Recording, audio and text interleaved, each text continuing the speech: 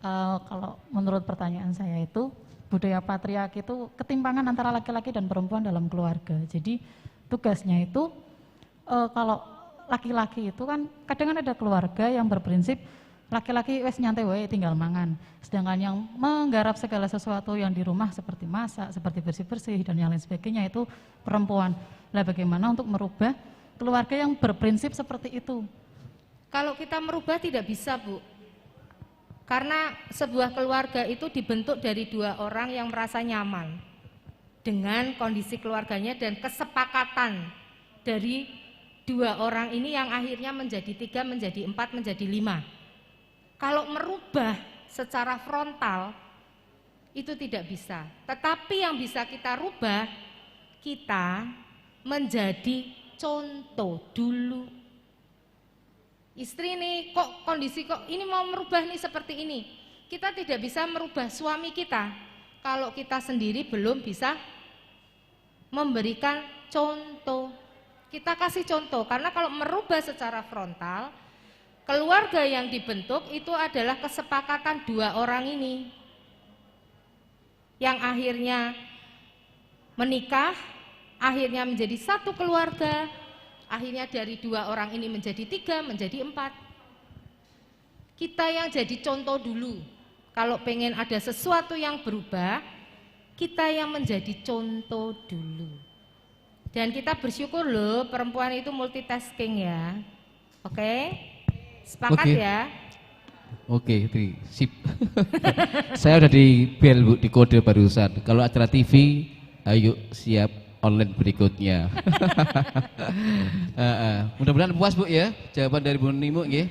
Maaf untuk penanya yang ketiga, dipending dulu. Penanya yang ketiga. Sementara Bu, kita buka hanya 2 penanya karena waktunya, nggih. Kasihan narasumber masih ada 2 lagi. Ya, Jangan sampai malam nanti suami bingung. Ini sampai jam berapa ini? Nggih. Mohon maaf nggih pada penanya nomor 3 nggih.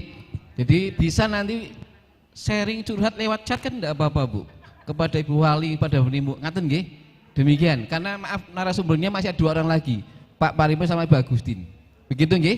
Jadi mohon sekali lagi, mungkin tidak bisa memuaskan, nanti yang penanya ketiga bisa chat lewat WA. Demikian Ibunda. Mungkin closing dari kami selaku moderator, yang jelas gender, seks, kemudian Pancasila, betul komunikasi interaksi Bu ya. Komunikasi yang interaktif, yang harmonis. Jangan sampai pulang di rumah kumpul pakai HP masing-masing. Ternyata tidak komunikasi lagi, HP lagi yang dipegang, bapaknya, ibunya, anaknya. Kan demikian. Dan yang terakhir dari saya teringat pada surat keyakinan kami di surat Al-Hujurat ayat 13 kaitan Pancasila. Mungkin dari Pak Ted paham hafal semua ya. Dalam Quran surat Al-Hujurat ayat 13 itu ada ayat yang kalau artinya begini. Kuciptakan kau seorang, hai manusia, telah kuciptakan kau seorang laki-laki dan perempuan.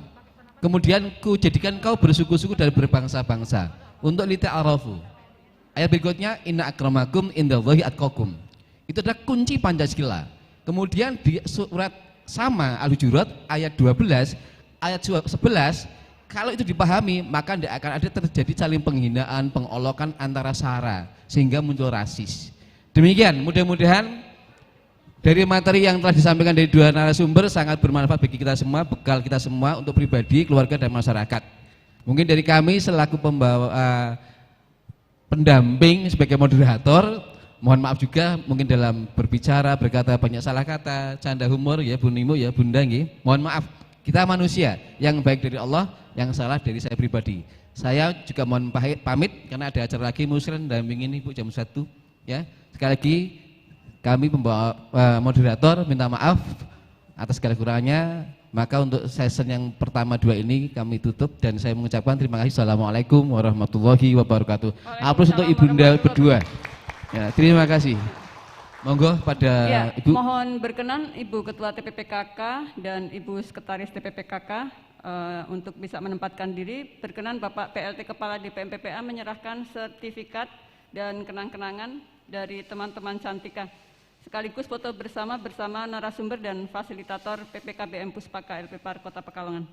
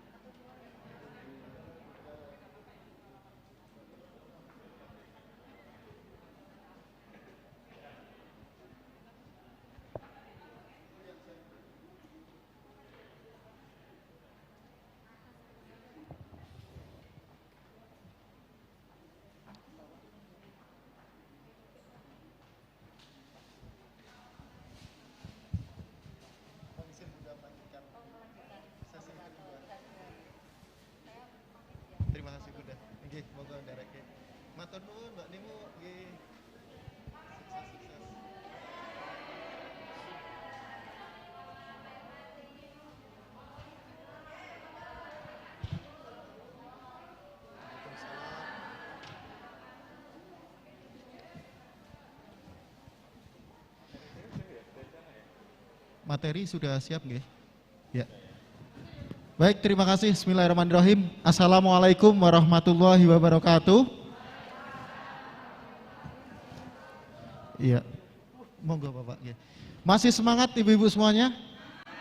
Masih. Jadi biar tambah semangat, saya teriakkan semangat paginya terlebih dahulu. Ketika saya teriakkan semangat pagi, Ibu-ibu semuanya jawabnya pagi, pagi, pagi. Oke, semangat nggih? Yuk kita coba dulu. Semangat pagi. Oke, kalau saya teriakkan apa kabar semuanya, jawabnya luar biasa. Gitu nggih? Yuk kita coba. Semangat pagi. Apa kabar semuanya? Oke, baik, terima kasih, tepuk tangan untuk kita semuanya. Masih dalam pembekalan kader pendamping ketahanan keluarga angkatan pertama. Di sesi yang kedua ini tentunya tidak kalah menariknya dengan sesi yang pertama, meskipun kita waktunya sudah mundur nih ya Ibu-ibu. Nah, tapi kita tetap semangat. Untuk pemateri yang kedua telah hadir di tengah-tengah kita Bapak Pariman MPSI, psikolog. Beliau adalah seorang dosen, konselor juga ya Pak ya? Ya, konselor, kemudian trainer serta penulis buku. Nah, untuk CV beliau sudah tertera di layar monitor, di mana nomor handphone, kemudian email, channel YouTube, kemudian Instagram sudah ada di situ. Monggo silakan bisa di follow untuk Instagramnya. Untuk nomornya barangkali nanti akan berkomunikasi, monggo silakan. Kemudian Pak Pariman ini beralamatkan di Perum Gria Sejahtera di Kelurahan Tirto, Kecamatan Pekalongan Barat di Kota Pekalongan. Untuk pendidikan beliau S1 di Universitas Diponegoro Semarang, psikologi, kemudian S2 beliau di Magister Psikolog Profesi di Universitas Gadjah Mada, Yogyakarta. Kemudian untuk kursus dan pelatihan, beliau di sini ada 3. Yang pertama, Workshop Assessment Center, trainer oleh Syahrul tahun 2019. Kemudian workshop asesor di Expert Konsultan Jakarta tahun 2018, serta di tahun yang sama di tahun 2018 di Yogyakarta sebagai training counselor detection di Yogyakarta. Dan untuk pengalaman kerja beliau, nggak usah ya Pak ya, langsung aja ya Pak ya. Jadi sudah tertuang di sini semuanya, pengalaman kerja, karya ilmiah, dan buku yang telah diterbitkan luar biasa sekali. Langsung saja, kita tidak usah berlama-lama, nanti sekaligus menjawab tadi Bapak yang masih menjadi pertanyaan, barangkali bisa bagaimanakah pentingnya komunikasi keluarga antara pasangan dan orang tua dengan anak. Nah, ini sekaligus menjawab tadi pertanyaan yang telah disampaikan. Langsung saja kita beri tepuk tangan yang meriah untuk pemateri kita yang pertama di sesi yang kedua, Bapak Pariman. Monggo, kami persilakan. Terima kasih Mas Moderator. Ini jam-jam darurat ya segini ya. Sebelumnya Assalamualaikum warahmatullahi wabarakatuh. Ya, ini jam-jam darurat, jam segini. Biasanya gravitasi bumi itu naik ya. Jadi biasanya menarik kelopak mata gitu ya. Menarik tiba-tiba. Saya khawatir kalau ada yang netes, ya itu bahaya ya. Oke, baik. Nah, di jam-jam rawan ini saya diberikan waktu 30 menit ya. Berarti sampai jam ya segitulah ya.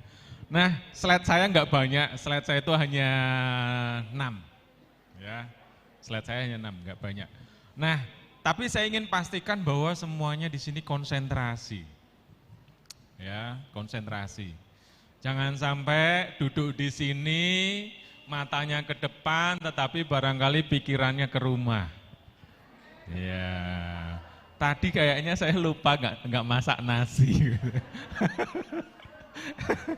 Tadi kayaknya itu pagi belum sempat nyuci ya, macam-macam ya. Jadinya materinya nanti kalau ditanya suaminya, Bu tadi dapatnya apa gitu kan. Wah nggak dapat apa-apa kan bahaya ya. Jadi ada miskom ya. Maka saya ingin cek dulu ya konsentrasinya. Yang pertama, kalau saya tepuk 1 kali berarti, kalau saya bilang 1 berarti tepuk 1 kali. Kalau 2 kali, kalau 3 kali, kalau 0 berarti tidak ada yang tepuk. Paham ya? Nah ini komunikasi nih. Ya jangan sampai informasinya tidak diterima dengan baik ya. Nah ini mulai dari yang sini dulu. Nah ibu-ibu sini ya. Terus kemudian berikutnya nanti yang sini. Jadi ada 2 grup. Sini sama yang sana. Mulai yang sini dulu. Oke, sudah siap? 1, 2, 3, 0. Wah, selamat. Oke, selamat ya. Sini ya, sini yang sini. 1, 2, 3, 0. Selamat juga, tepuk tangan buat ibu-ibu semuanya, bapak-bapak Erauno. Oke ya. Oke, berikutnya ya, ikuti apa yang saya katakan ya. Ikuti apa yang saya katakan. Coba semua, tangan kanan angkat ke atas, digoyangkan. Oke ya, pegang telinga, pegang rambut, pegang hidung, pegang dagu. Dagu. Insyaallah wis. Kayaknya wis memang mumet tenan gitu. Akhir bulan utangnya akeh. Dagu di mana dagu? Di bawah, kok megangnya sini? Ini kan dahi ya. Maka terkadang nih di dalam komunikasi ya, orang itu tidak fokus apa yang didengar, tetapi apa yang dilihat. Ya, mungkin di sini ada yang fokus, wah batik kayak ngono. Jadi fokusnya itu bukan pesan yang saya sampaikan, tapi lebih ke pakaian gitu. Ya, nah kadang kan seperti itu. Nah penting nih di dalam komunikasi, di slide berikutnya, Mas, minta tolong. Apa sebenarnya arti komunikasi? Coba saya hampiri satu-satu deh. Kalau mendengar kata komunikasi, coba sebutkan 1 kata. Apa yang terlintas di pikiran kalau saya bilang komunikasi? Sudah siap? Informasi. Hah? Pesan 2 arah. Dialog. Interaksi. Apa Bu? Gini tak wis komunikasi yo.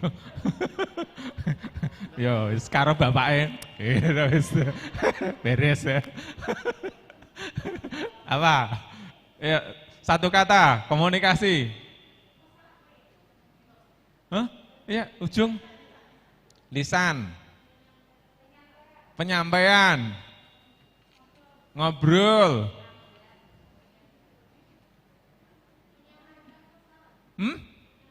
Menyampaikan pesan, ya. Jadi pesan ini seperti yang ada di depan, segala hal, ungkapan-ungkapan, bisa bentuknya itu adalah harapan, bisa bentuknya permintaan, bisa bentuknya keinginan, bisa bentuknya perintah. Ya. Tapi pertanyaannya nih, kalau di rumah kebanyakan apa komunikasinya? Jangan-jangan permintaan semua, sampai anak-anak pun mesti, wis pokoknya aja cedak-cedak karo ibu, soalnya ngopo mesti kok ngangkon. Wis mending ora nang omah gitu. Karena kalau di rumah mesti ada aja, Le yang itu nyuci, Le bantu ibu, wah gitu kan, aman pokoknya. Nanti Le belajar kelompok, wis pokoknya aman. Jadi kadang kita itu susah untuk kemudian menyampaikan keinginan kita, betul? Dan kadang kita itu tidak bisa membedakan antara emosi kita dengan keinginan kita. Jadi anaknya nilainya itu nilai rapotnya itu jelek, udah di emosi itu habis-habisan. Padahal sebenarnya sampaikan aja bahwa kita itu berharap seperti ini loh. Kayak jenengan semua nih. Lebih banyak mana ketika berdoa itu? Mengeluh apa meminta? Jangan-jangan banyak yang meminta, ya Allah kenapa, ya Allah, ya Allah kenapa, ya Allah. Nah, bayangke malaikat yang nyatet kok takon terus. Iki njaluk nonton njaluk. Jangan-jangan mengeluh kita itu, nggak pernah minta, makanya nggak ada yang dikabulkan. Ya, antara kita bersyukur ya, menyampaikan ucapan terima kasih sama protes yang ada di rumah, banyakan yang mana? Protes. Nah, kenapa terjadi KDRT seterusnya? Barangkali juga karena banyak protes. Banyak diprotes. Sedikit-sedikit diprotes. Ya. Makan termasuk Gusti Allah yang diprotes nek perlu. Iya enggak? Jadi malaikat mungkin juga sampai bingung ya. Jadi kebanyakan gitu loh. Jadi ada malaikat syukur, ada malaikat doa. Malaikat syukur itu sepi. Enggak ada orang yang ya Allah aku bersyukur gitu. Tapi malaikat yang ini ngelis permintaan, yang mendaftar permintaan doa banyak, proposal sampai tumpuk-tumpuk. Sing biyen bareng di ACC sudah minta lagi gitu. Ya itu gambaran diri kita di dalam komunikasi. Jangan-jangan selama ini yang kita komunikasikan itu adalah lebih banyak ke perintah-perintah, lebih banyak ke permintaan, bukan terima kasih. Jadi tidak berimbang. Makanya tadi kenapa semuanya tadi ya, masalahnya kembali itu semua komunikasi, itu semuanya komunikasi. Jangan-jangan komunikasi kita tidak berimbang. Ya. Terus kemudian komunikasi menjadi sarannya mendidik. Jangan-jangan selama ini kita enggak mendidik tapi marah-marahi anak. Tiap hari dimarahi, tiap hari diinstruksi, tiap hari diultimatum, tiap hari diancam, arep mandi we diancam, mengkone orang mandi, rak tak sangone. Jadi anak itu, kalau saya membayangkan jadi anak itu susah gitu. Jadi ya hadapannya itu sama ancaman terus gitu. Nanti kalau nggak tidur lebih awal, itu ancaman terus ya Allah ya. Nah makanya itu kuncinya komunikasi. Jangan-jangan ucapan kita itu bukan mendidik, tetapi justru berefeknya adalah negatif. Maido, ya dari kata maido itu kan dari kata idu ya. Ya, kalau orang yang dipaidu itu berarti seperti diludahi kan, berarti direndahkan, disalahkan kan seperti itu. Jangan-jangan disalah-salahkan, oh dasar. Nah itu karena nilainya mungkin jelek ya anak ya. Jadi komunikasi tidak hanya berupa lisan tetapi juga gestur. Nah ini kadang juga kita lupa yang namanya komunikasi itu segala hal. Termasuk diam itu juga komunikasi. Jadi kalau kita mendapati mungkin ada anak kita yang diem aja, kita juga perlu khawatir. Jenengan ibu-ibu semua lebih memilih anaknya cerewet ngomong apa diem aja?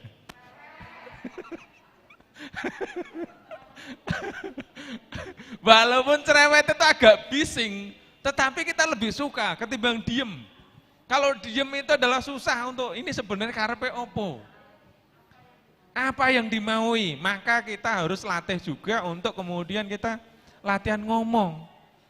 Ngomong enggak mudah. Berikutnya deh.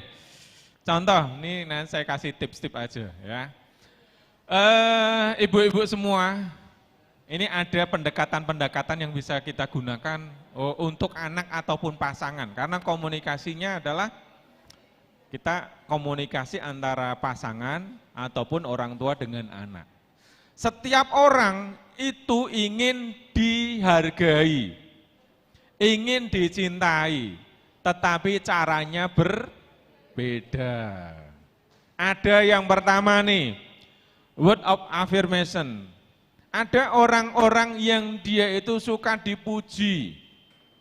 Sampai saya ingat, kalau nggak salah saya di sini dulu, ketika sesi parenting, ada orang tua yang protes ke sekolah. Waktu itu SD. Saya protes ke kepala sekolah. Pak, anak saya itu dari kelas 1 sampai kelas 5, itu ranking semua. tetapi tidak ada apresiasi dari sekolah, selembar kertas pun.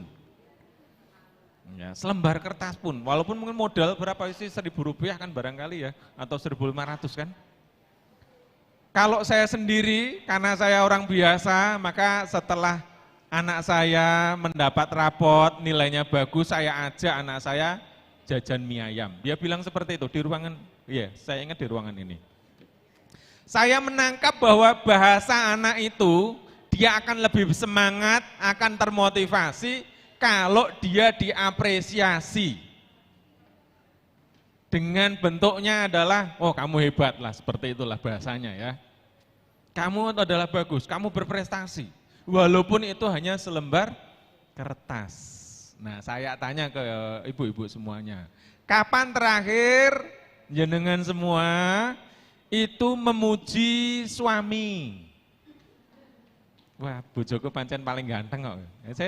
Saya tadi ngamati Pak Wali Kota sama istri kan romantis ya. Kapan terakhir kali? Kapan Bu?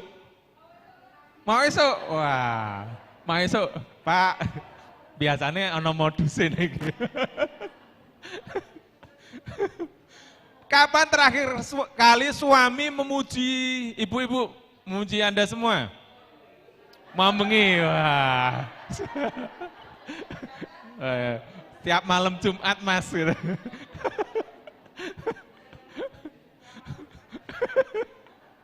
Kapan terakhir kali memuji anak? Alhamdulillah tiap hari. Karena kadang saya amati Bu ya, saya amati dinamika di dalam keluarga itu. Saat masih pacaran itu kan panggilannya itu romantis ya, yang gitu kan. Ai gitu, ai ayam maksudnya.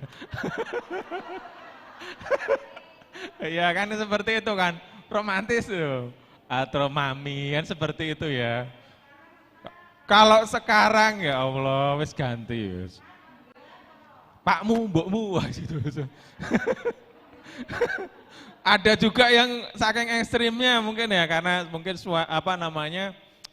istrinya itu agak cerewet, ada nganyel gitu bilang, ojo cedak-cedak mak lampir.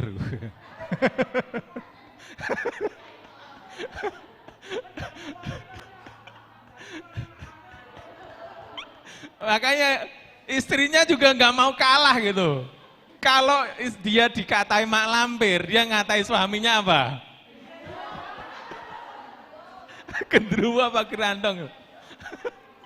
Ya, artinya itu real, itu ada yang seperti itu. Bahkan mungkin jenengan lah, saya mungkin kalau berani dicek itu ya, menamai di nomor handphone ya, pasangan jenengan itu apa itu menunjukkan sesuatu yang luar biasa loh. Abah masih bagus lah. Lana kalau udah benci sama pasangannya kan pasti ditulis jelek gitu. Segerandong loh, di miss call gitu sopor.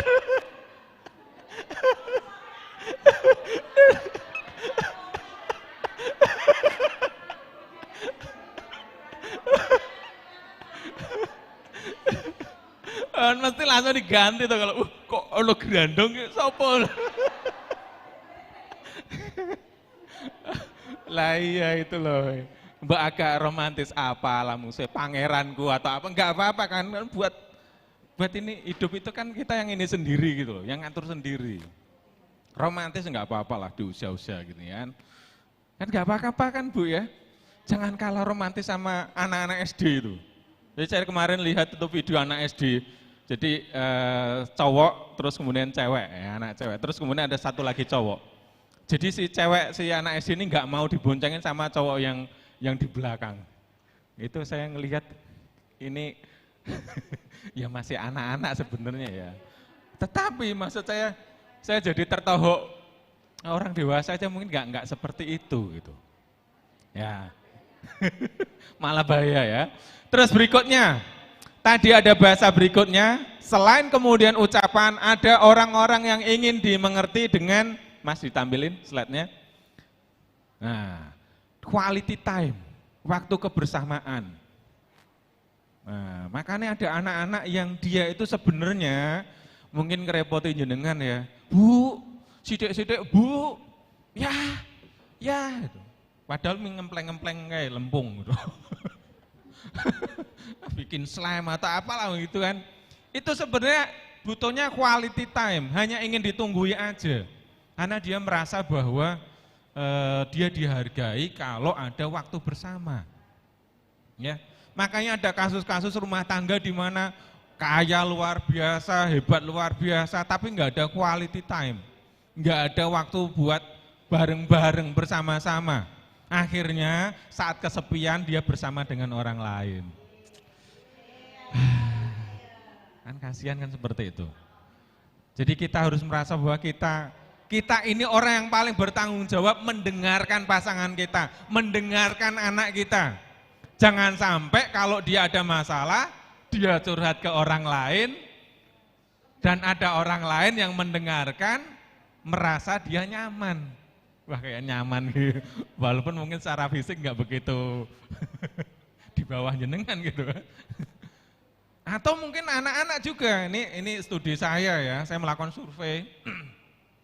Anak-anak, ya umum lah anak-anak, mereka curhat itu bukan ke orang tua, apalagi ke psikolog kayak saya, cuma 1%. Ke orang tua itu,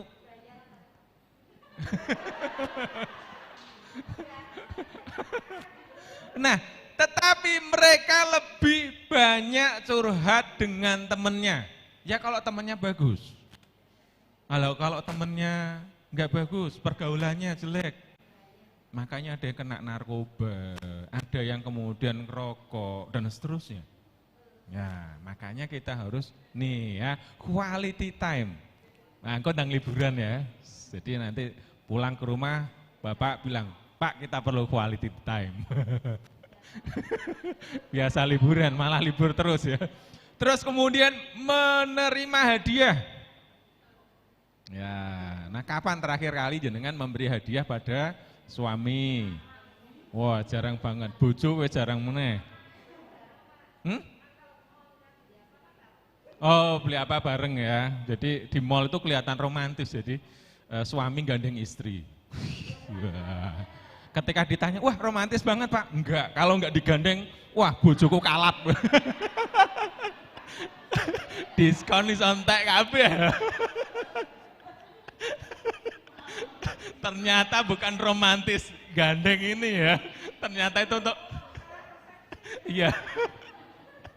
Untuk mencegah agar istrinya itu tidak belanja banyak. Ya itulah. Ya kadang saya terus terang heran juga, saya masih belajar memahami wanita, istri saya gitu.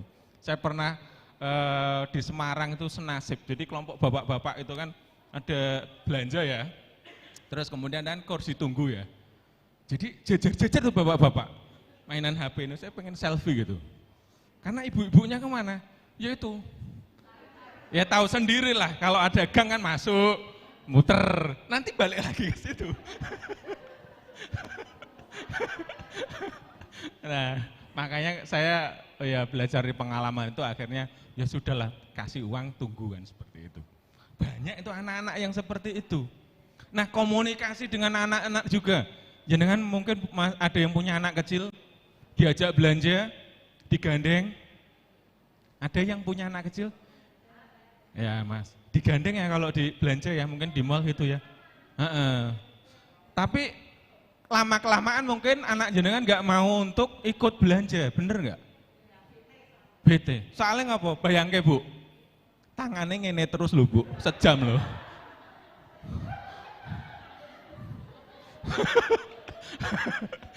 Gini terus loh, digandeng karo ibuke loh. Terus ibuke sejam. Bayangke. Tersiksa ininya itu loh, ya Allah. Tinggal ditabui wae ya. Terus tarii. Loh, itu real. Maksud saya, maksud kita itu baik agar dia itu tidak kemudian katakanlah hilang kan, ekstrimnya kan. Apalagi dapat ibu baru kan. Tapi dengan begini, ya Allah, empati kita itu di mana gitu loh. Pegel loh Bu, menel Bu. Lah ya gini loh, ya Allah. Oh, lagi sadar saya gitu. Iya, lagi sadar. Makanya saya cermati itu, saya kan ngobservasi ya, makanya ada anak-anak itu malas kalau diajak belanja ibunya. Kecuali dia akhirnya dikasih HP, kasih pegangin terus kemudian udah main game, tongkrongan gitu. Ya ngumpul lah senasib sama bapak-bapak. Ya itu. Nah itu kadang yang sesuatu yang nggak kita sadari gitu loh. Terus berikutnya lagi tadi selain hadiah, ada juga acts of service. Tekan ngomah bojone, Bu, gaweke kopi Bu. Nek jenengan salah menanggapi ini jadi persoalan. Ora iso gawe kopi dhewe. Kan masalah yo. Kayak masa ngerti neng kono kan golengan. Bahaya itu. Itu sebenarnya maksud ingin ini loh. Ingin dilayani, gawe kopi dhewe iso, Bu. Ya kan?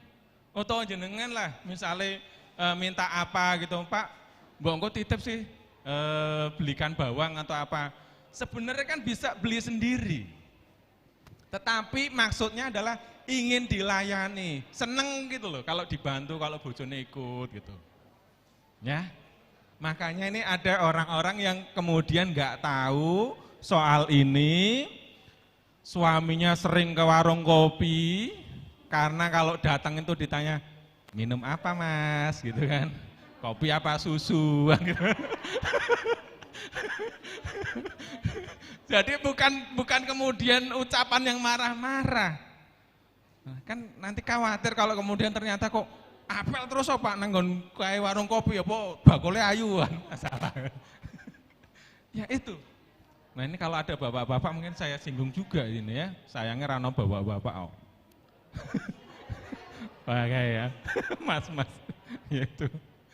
Termasuk nyalain kompor, sebenarnya kan bisa-bisa aja kan. Bawa galon kan jenengan kuat kan? Kuat gitu. Kuat. Tapi kenapa yang kemudian minta suaminya? Ya karena ini loh bahasanya itu. Nah, ingin dilayani, ingin dibantu. Nek disalah jawab misalnya, kok ra iso ngangkat dhewe Bu, wah bubar ngono kuwi.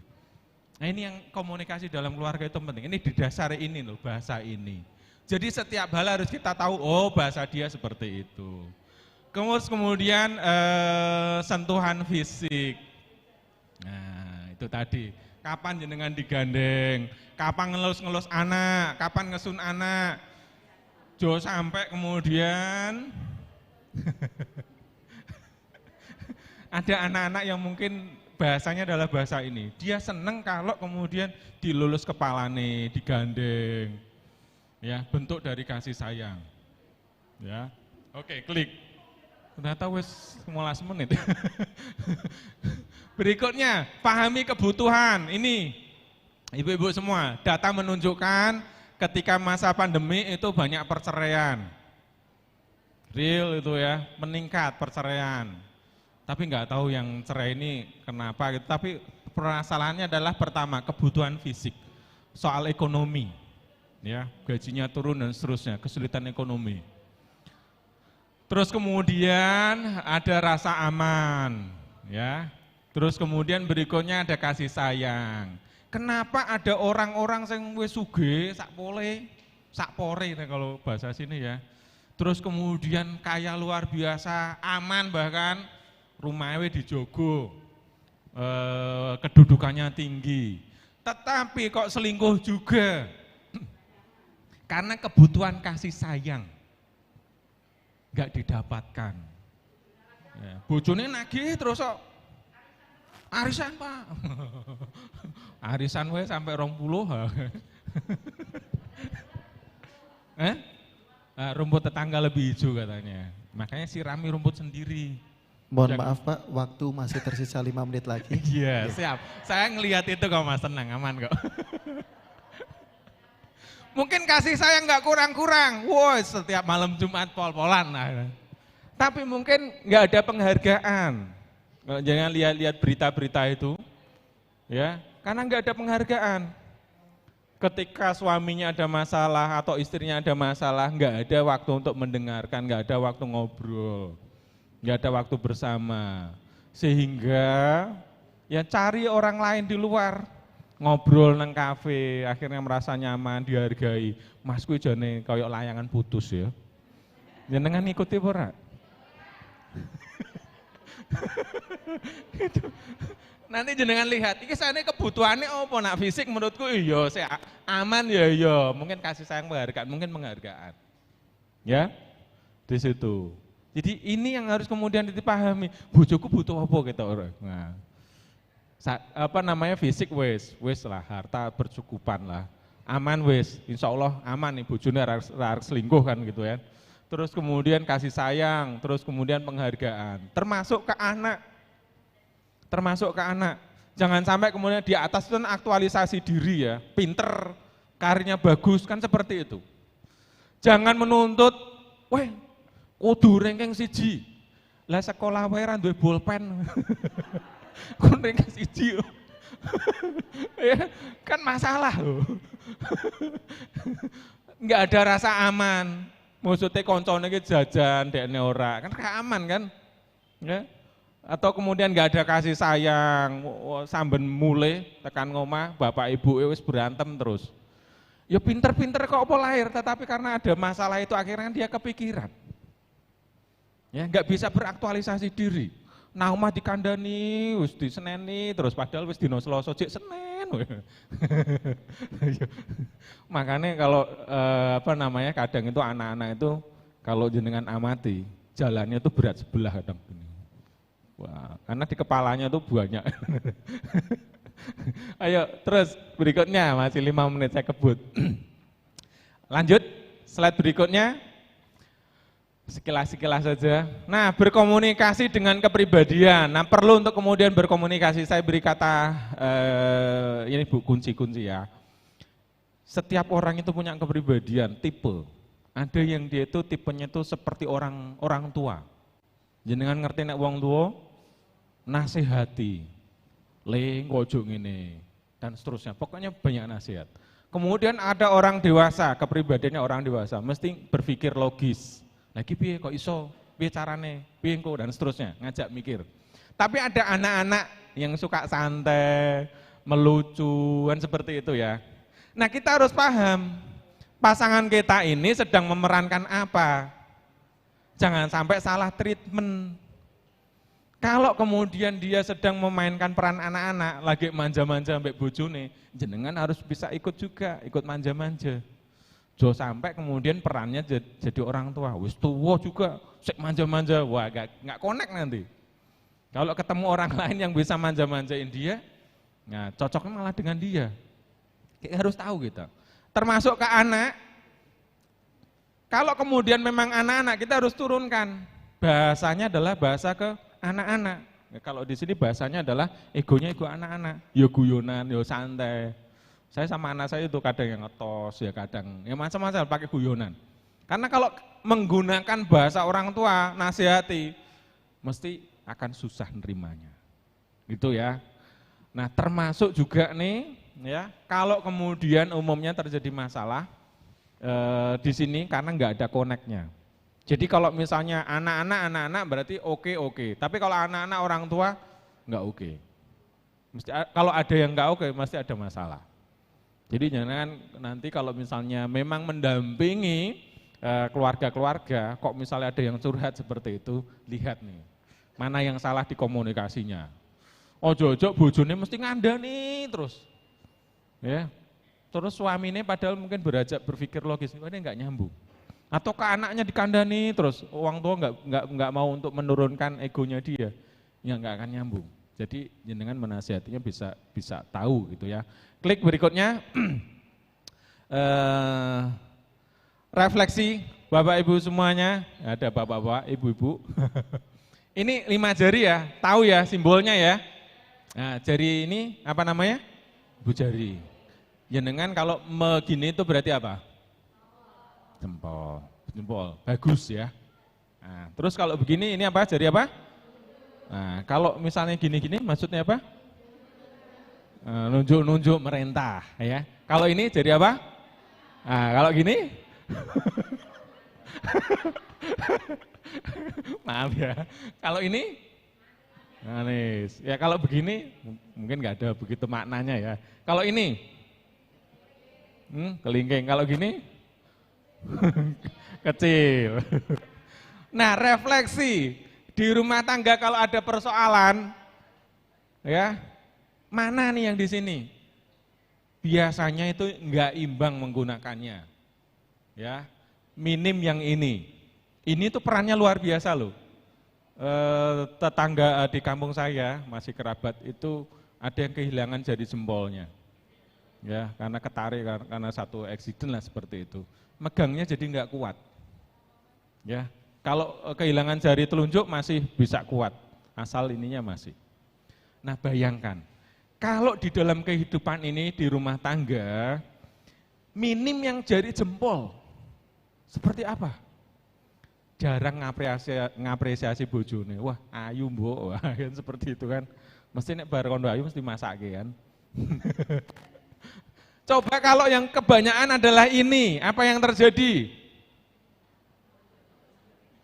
Bojone megah bali, timbang dikon-konan. Ya, apalagi ini menghina, yang sifatnya pelecehan, pasti akan bubar. Apalagi kalau ini merendahkan, ya, maka kita harus imbang ya, dan banyaklah ini. Makanya konsep orang Jawa itu kalau nyuruh seperti apa? Monggo nyuruh loh, kok gak ngene? Hah? Monggo. Pasti gini loh, itu filosofi yang luar biasa. Kita ingin memerintah tetapi ada apresiasinya gitu loh, ada apa nih penghormatannya. Itu kan luar biasa filosofinya. Buat kita pakai itu.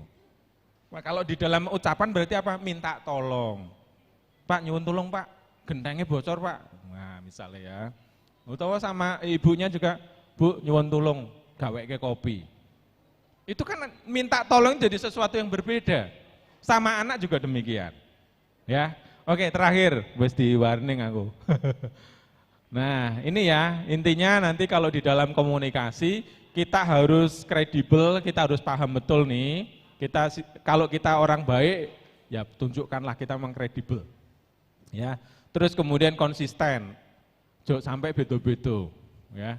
Ibu kok kondone wingi ngene, saiki kok ngene kok beda, seterusnya ya. Bapak kondong ngene, ibu kok ngondone beda lah, mesti akan ada persoalan.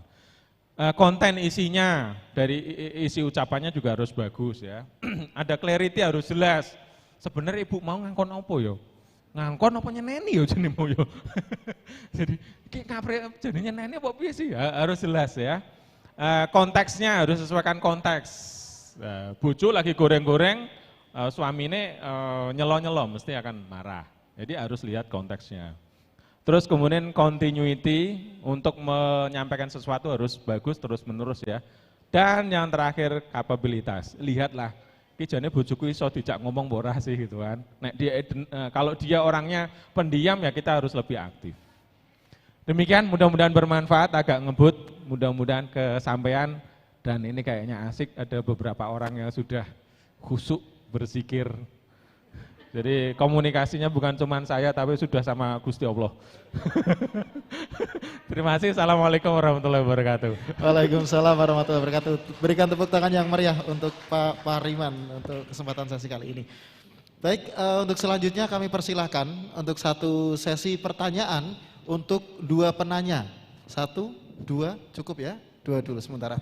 Monggo kami persilakan. Bisa minta tolong untuk mic-nya.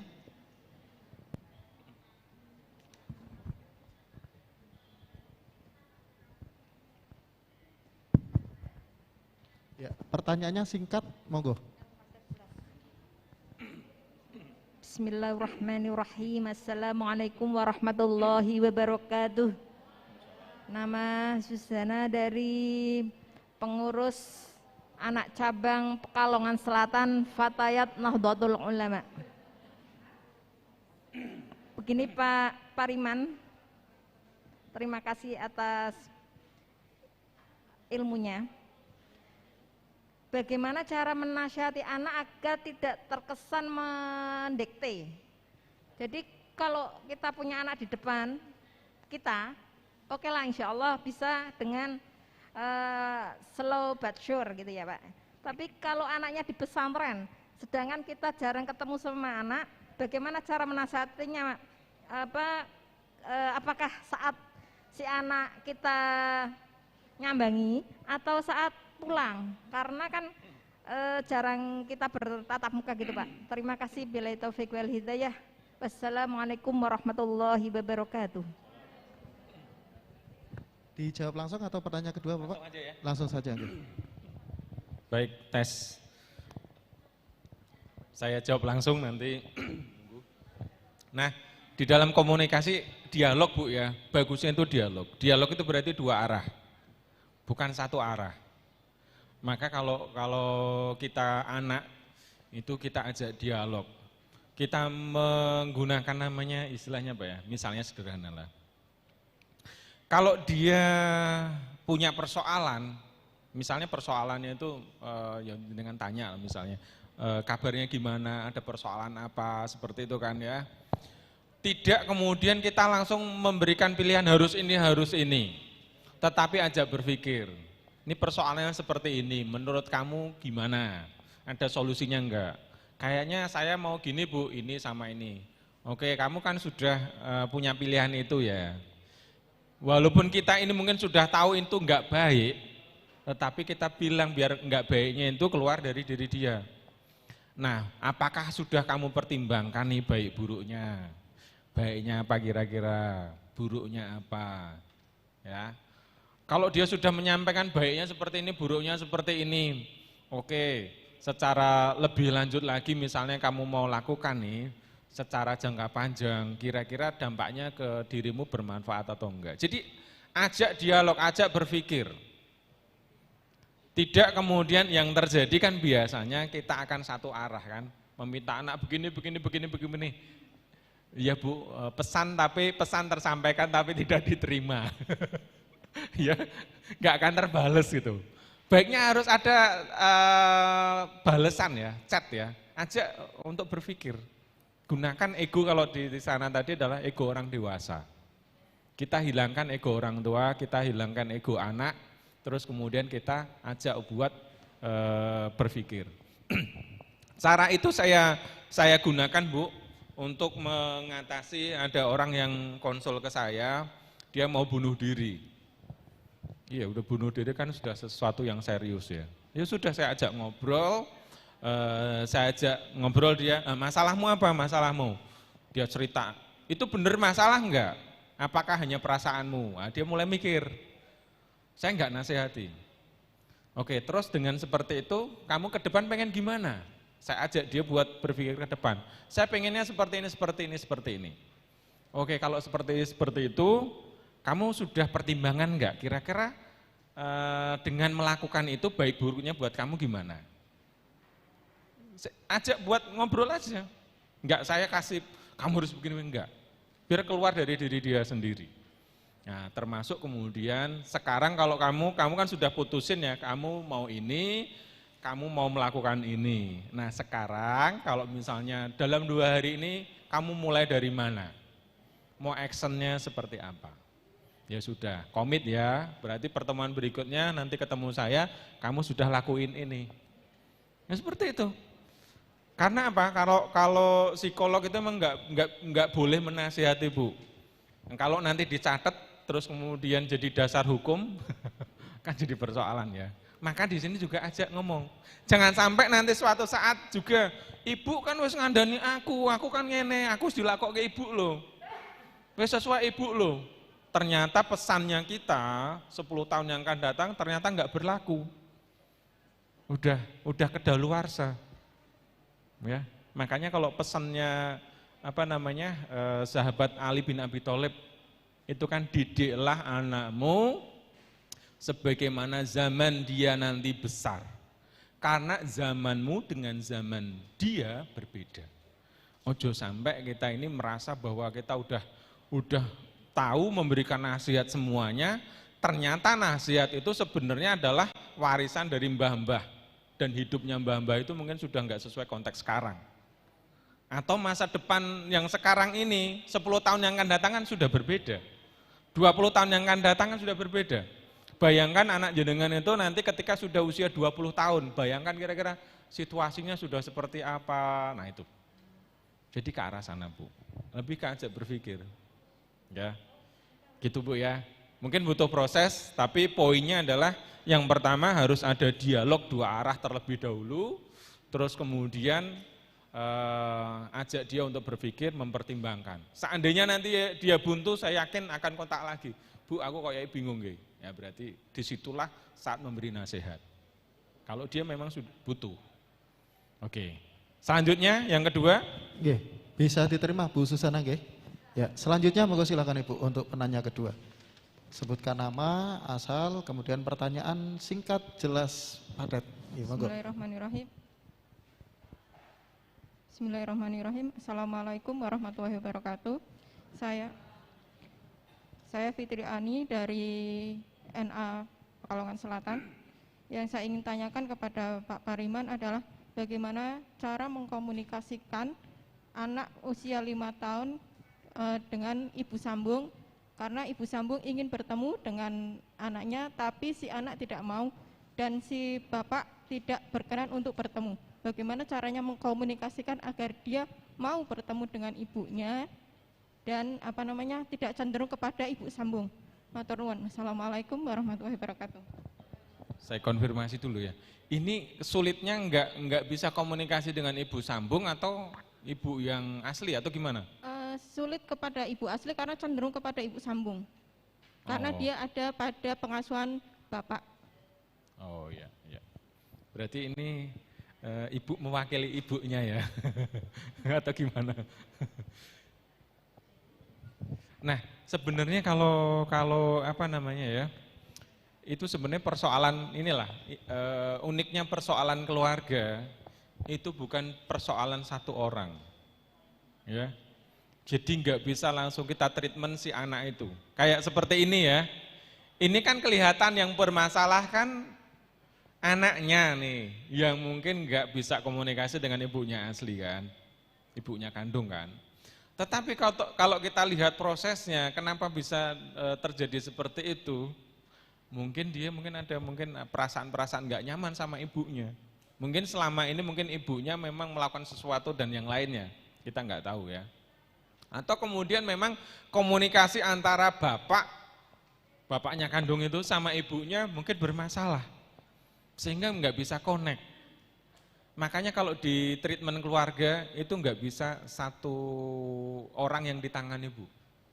Jadi pendekatannya adalah semuanya. Makanya di sini tema saya adalah komunikasi. Komunikasinya harus semuanya. Ya, bapaknya juga harus kemudian memperbaiki ya komunikasi dengan ibunya, ibu kandung. Nah ini saya berikan satu rumusan ya.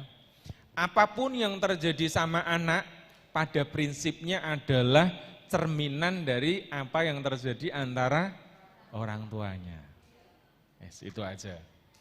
Nah misalnya anak jenengan beling ya, nang sekolahan, wis sabar wae Bu ya.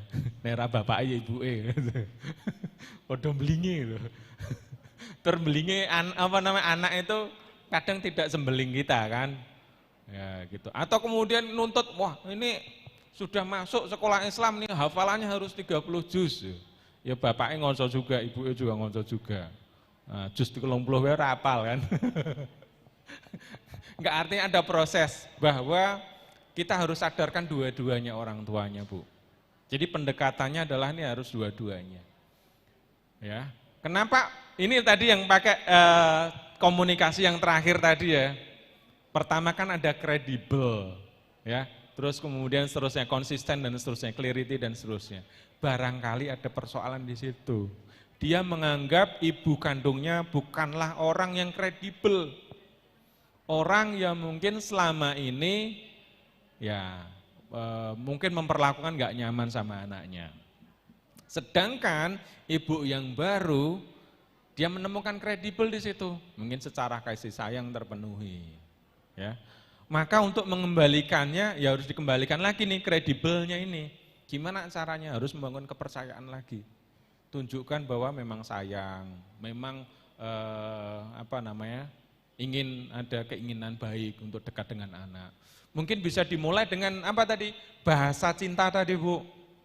Ya, mungkin dengan memberikan hadiah atau kemudian memberikan apresiasi dan seterusnya ya. Nanti sampai kemudian dikenali, oh anak ini memang suka diberi hadiah. Ya sudah, itu diberi hadiah. Seperti itu ya. Nah, mudah-mudahan agak menjawab sekalipun mungkin agak kompleks juga persoalannya. Itu, terima kasih. Nanti yang nggak puas. Iya. Ya. Terima kasih, kita beri tepuk tangan sekali lagi yang meriah untuk Pak Pariman, pemateri pada kesempatan hari ini.